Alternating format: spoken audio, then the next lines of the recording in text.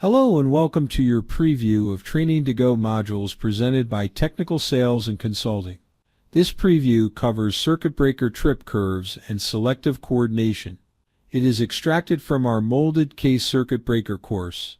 At the end, we will provide how to access more information about our training products. Thanks for visiting, and we hope you enjoyed the preview. For more information, visit our website, trainingtogo.net. The first time someone looks at a circuit breaker trip curve, they no doubt feel fear and confusion. This fear can be calmed if we just examine the basics. Here is a typical simple trip curve. On the left-hand axis are the time in increments of seconds, and on the bottom axis are increments of current. The characteristics of the tripping function of the breaker is represented by this curved line. If we pick a spot on the curve, we can determine how fast a breaker will trip and at what current. For example, if the current is increased to 6 amps, according to this chart, the breaker will trip 0.6 of a second. As the current increases, the time to trip decreases. And as the current decreases, the time to trip increases. To prove this theory, let's examine a few more points. If the current increases to 9 amps, as shown by the blue line, we can draw a line towards the time axis and find that the breaker will trip in 0.3 of a second. If we draw a green line from 3 amps up the curve, then draw a line to the time axis, you can see that it will take 2 seconds for the breaker to trip. Here is what a circuit breaker trip curve looks like drawn on logarithmic paper. It's really quite simple. The axes remain the same as we previously reviewed. Time on the left hand, or y-axis, and current on the bottom, or x-axis. The top portion of the curve highlighted here is the long time portion. The bottom portion highlighted here is the instantaneous or short circuit portion. You will note that the curve has a shaded area which represents the minimum and maximum values the breaker can be set. Back in the day, it was common for engineers to overlay these graphs in order to select the proper coordination of trip values for a system. Today, coordination is accomplished with software that provides more precise settings.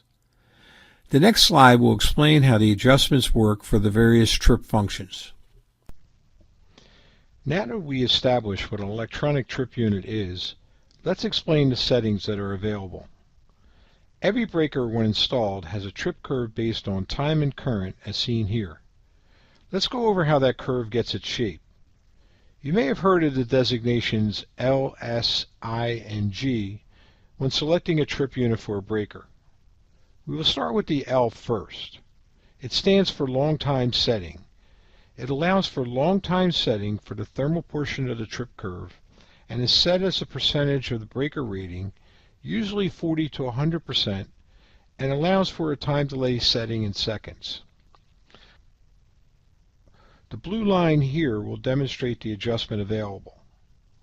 The curve can be moved in and out along the current axis, as well as up and down on the time axis. Next is S, which stands for short time.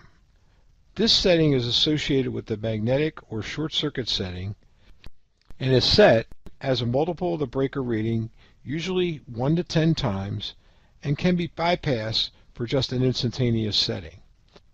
It is represented by the red line on the curve. It too can be moved in and out along the current axis and up and down along the time axis. The I covers the instantaneous setting. It involves the magnetic portion of the curve, represented by the yellow line. It allows for adjustment of 1.5 to 12 or 13 times the rating. Lastly is G, which represents the ground fault setting, which covers the settings for the low-level currents to ground and time delay settings shown by the green line on the curve. This flexibility allows the customer to coordinate the protection needed for all circuit breakers in the building system. Selective coordination is the application of circuit protective devices in series such that when a fault occurs, only the device nearest the fault opens. The rest of the devices remain closed, leaving the other circuits unaffected. In the example seen here, a short circuit has occurred in the circuit fed by branch circuit breaker C. Power is interrupted to the equipment supplied by circuit breaker C only. All other circuits remain unaffected. Time current curves are essential for coordinating circuit breakers.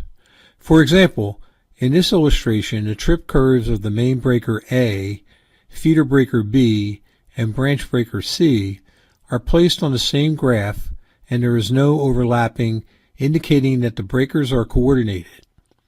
As previously mentioned, fixed trip breakers are difficult to coordinate. However, thermomagnetic and solid-state trip breakers supplied with an adjustable trip settings are ideal for selective coordination.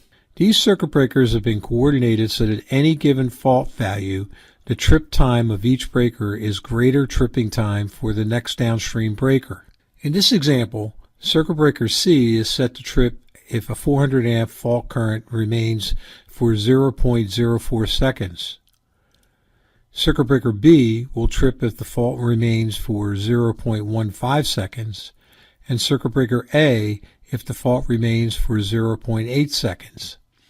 If a 400 amp fault occurs downstream from circuit breaker C, it will trip and clear the fault, and the circuit breakers A and B will not trip. Hi, we hope you enjoyed the sample video of our online e-learning module. This clip is from one of our many available modules. We are always working on new modules. Here is the current list of developed lessons. Did you know that 16 of our courses carry 22 NETA CTD credits, and we have courses suitable for Pennsylvania and Delaware CEU credit?